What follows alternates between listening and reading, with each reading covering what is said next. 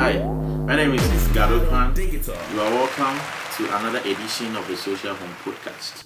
On today's show, we will continue from the series that we started, that is maximizing social media for various industry.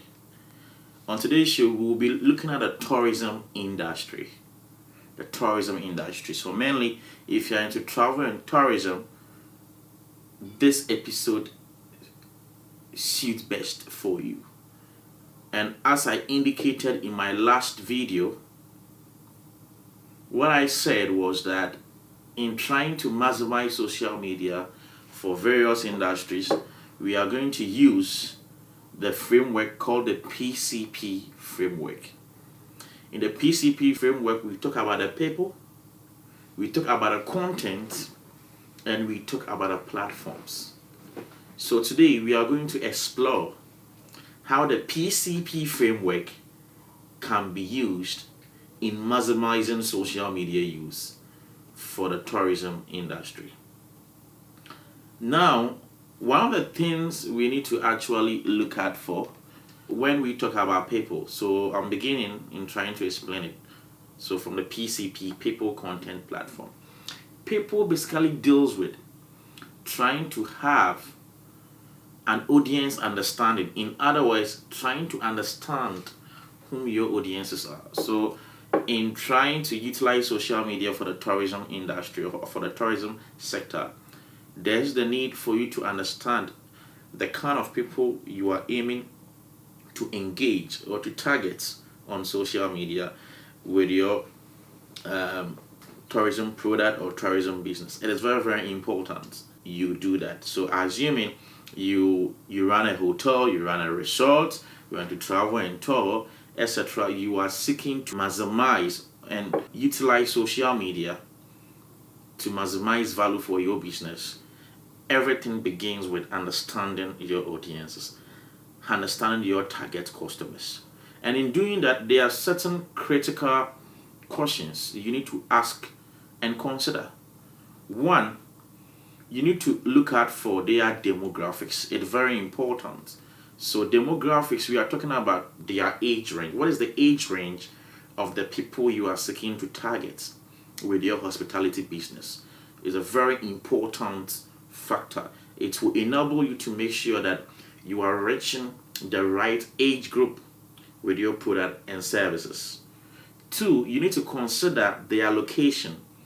So for example, assuming I run a beach resort, and let's say in Ghana, and let's say my beach resort is in Salt Pond, and I want a lot of people in diaspora to come to Salt Pond, right, for a tour, maybe to look out for the history of CPP, the nice coastlines that we have, and maybe I'm targeting Black Americans, and let's say in some key states like Bronx, Atlanta, Texas, Virginia. I need to have that location defined, and it's very, very important. Locally, if you are targeting Ghanaians, are you targeting Ghanaians between certain age range who live in Accra, who live in Kumasi, who live in Takoradi, who live in Trazako, who live in Dansoman? It has to be clearly defined to make sure that you are targeting and reaching out to the right customers. Beyond the aspect of location, the other aspect is gender. So, are you trying to engage males or female? It's a question you need to consider, because as a tourism business owner, you may at some point in time want to target a particular gender base, maybe for a certain kind of event or activity at your destination. So whether male or female, so it also has to be clearly defined. It is very, very important that you consider that. The other aspect of demography, and in this case, because we are talking about social media marketing, and in social media marketing, we are also talking about global marketing, you need to define your language. Is it English or is it French, for example? It is very, very important. So assuming you want to reach people within the Francophone countries, it is very, very important so that the language of the message, the language of your advertising copy will be one that aligns with what your target audiences understand. So language is one key important factor within that. The other aspect you need to consider demographical wise can even be their occupation or profession. Who are they? It is very, very important that you consider all these things. Who are they? Are they marketers? Are they engineers? Are they lawyers? Are they students? If they are students, which schools do they go? Is it the University of Ghana? Is it University of Professional Studies? Is it Ghana Telecom University, my school that I attended here in Ghana? You need to clearly define, because at some point in time, as a tourism player, you may be developing or coming up with some form of package, right, that is aimed at targeting, let's say, university student. So for you to make sure that you are reaching these people, it is very, very important that demographical wise you clearly define the schools that these students attend. You clearly define their occupation. It is very, very important those things are done. Let me also say that after demography, we are also talking about psychographics. Having a detailed characteristics and in-depth characteristics of their behaviors, of their interest. So for example, on social media, one of the greatest assets that we have when it comes to social media marketing is the enormous amount of valuable data that exists on these platforms. So are you trying to target or engage people who have interest in tourism, people who have interest in food, people who have interest in lifestyle, fashion, etc.? Because these are all related themes that a lot of tourists or frequent travelers identify themselves with. So it's very, very important that you do that. But then beyond that, one other thing that you need to also know when it's come to undertaking an audience research, in trying to understand your audience, is the fact that a proper social media audience research take into consideration the social media platforms that they even use. It is very, very important, because you don't assume that you are launching your business on social media. So everywhere on social media or every social media platforms, your business have to be there. It is good to plant seed, to plant your presence in majority of them. However, that decision to establish your business on a particular social media platform should be informed by the fact that when you look out for your audience base, majority of them maybe utilize these platforms. So for example, secondary statistics available indicate that Instagram is a go-to platform for a lot of frequent tourists, simply because Instagram is a platform that lends itself well onto images and short videos. And because we live in a social media era, we see a lot of travelers that visit various tourism destinations taking up pictures and videos. And because Instagram as a platform is best suited for those kind of content or for those kind of information or activities, you will see a lot of travelers more on Instagram. So such an insight should inform a decision why a tourism business owner may want to establish a presence on Instagram. For example, if you run a resort, you are trying to target high-end professionals, middle class to upper. Secondary data available indicate that LinkedIn is a platform for business professionals. And as professionals, we will have to unwind during weekends and holidays and occasions. We will have to reconnect with our family. We will have to experience very intimate moment outside our workplaces. So you may want to establish your presence on LinkedIn. In other words, you will consider LinkedIn as a platform of what? Of choice. It's very, very important that this factor is also considered. One other factor you need to consider is when they come online. It is very, very important when they come online. So, for example, a lot of professionals in Ghana, I don't know much about Nigeria and other countries. So, if you are from some other countries watching me, forgive me, I don't really have much observational data. But then what I've observed in Ghana is that a lot of the time, in our various workplaces, we go for lunch between 12 p.m. to 1 p.m. So most people are now less busy, and because social media has become ingrained in our day-to-day lives during this break period, we try to play with our social media phone. So you realize that a lot of audiences, in this case professionals, tend to be online, tend to be active online within this time band. So for example, it will be prudent to publish something within this time band. This is what we call observational data. So if you're also targeting fresh graduate, for instance, a lot of them, the assumption here is that they may not be driving. They may be using a public bus transport. In Ghana, we call it trotro. So between 5 to 6, 5 to 7, they may be in this trotro coming home. These are less busy period. They will be playing in their phone while sitting in trotro and enjoying the traffic. So audience understanding is one important factor to consider within that PCP framework.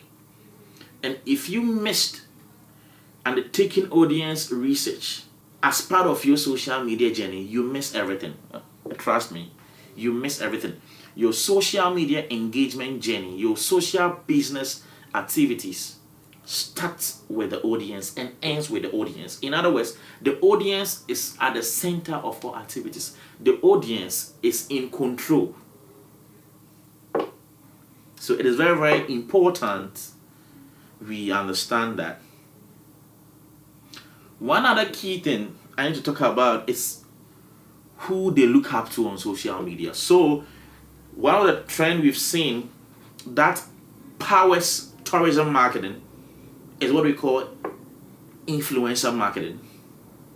So a lot of tourism businesses love to use influencers. So for example, I have a nice resort, let's say at Ebre, where I am. I invite a popular celebrity, be it a musician, actor, comedian, etc., to come there to have a taste of the resort, take pictures, take videos, upload them, to instigate conversations around my business, which in turn draw traffic to my social media pages and to my website, and persuade consumers into coming to my resort. Now, for you to make sure that you are selecting the right influencer, it will also come from the audience understanding once again that you have. Because in your audience research activity, there's a need for you to ask and answer one important critical question when it's come to influencer marketing, to be able to determine which influencers the audience segment I want to engage, look up to. Assuming I want to engage the youths, university student, fresh graduate. The question is, whom do they look up to online? Possibly there's a likelihood that some may look up to some from certain celebrities, musicians, actors, and there's a need for you to uncover these influencers that they look up to and to analyze their engagement rate in terms of their interaction rate. What is the level of interactions they have with consumers when they publish? To understand their audience size in terms of their followers. And let me say that the audience size is not just the key indicator. A lot of the time we rush in choosing influencers just because of their audience size. So because they have 1 million followers. No, we look at the interaction rate. The interaction rate is a key determinant.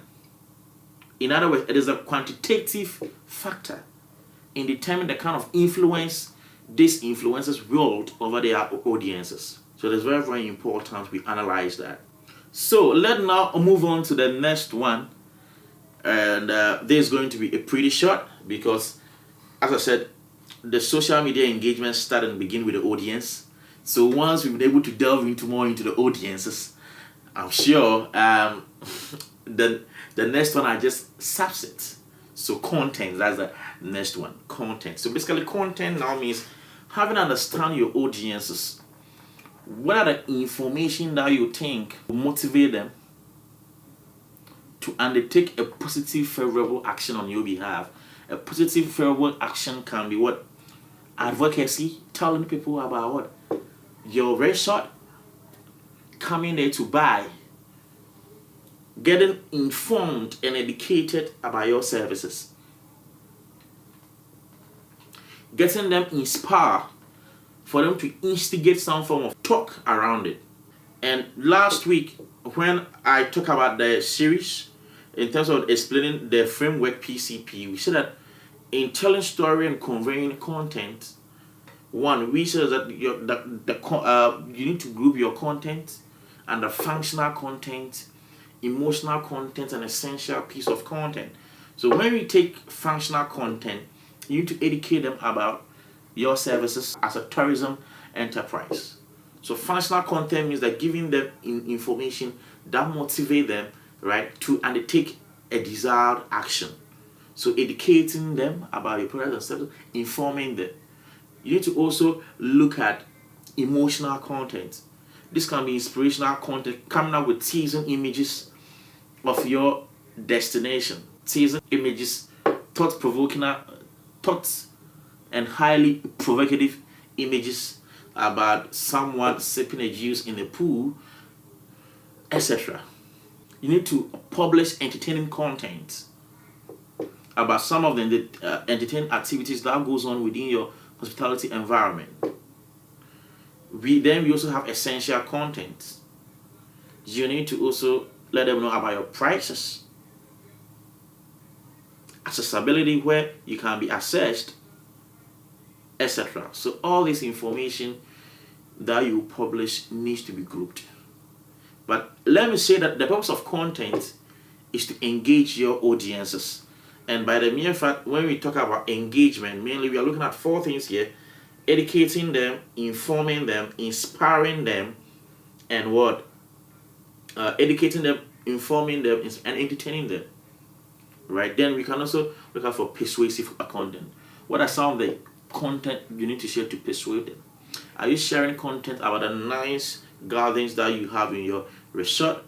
Are you sharing content about the beautiful beachfront that you have? So all these things needs to be what considered. The last thing I'll talk about, which also derive its meaning from audience understanding, is platforms. You understand your audiences. You know the platforms that they utilize. So you need to now prioritize them and have a primary platform for your audience and secondary platform. Primary platform can be where majority of your target customers utilize. So if majority of your target market population are on Instagram, you need to prioritize Instagram as against, let's say, Snapchat, LinkedIn, Facebook. And it's not just about the platforms per se, it's also about understanding the primary use cases of these platforms in terms of the content that are best suited for this platform. So for example, if you look at YouTube, it is more of videos. If you look at Instagram, more of compelling visuals and images. LinkedIn, engaging your audiences by adding a touch of that professional tone to that effect. So it is very, very important. And the last thing I'll talk about is the features of the platform. You need to understand the features of these platforms. So on Facebook, we have the invite to like feature that enables you to invite your friends or friends to be able to like your pages. On Facebook, we have the live video feature that enables you to build real-time engagement with your audiences. On WhatsApp, we have the WhatsApp status. We call it ephemeral platforms. These are information that you can publish on there this information disappear within 24 hours, right? But they are very good because they inspire a lot of action. Consumers tend to watch and consume content on this ephemeral platform like WhatsApp status, Facebook story, etc. And it also sparks a lot of interaction because audiences don't want to miss out on this information before they disappear.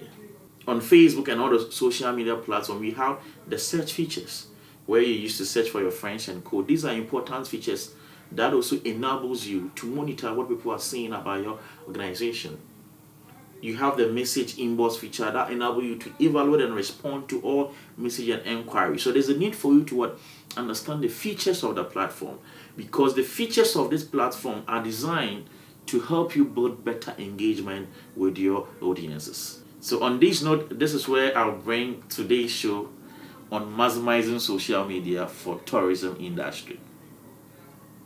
To access more content, kindly subscribe and like my YouTube channel, Gad Okran.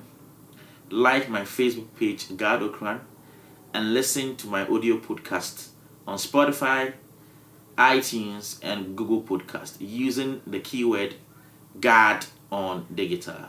See you. It's Gad on Digital.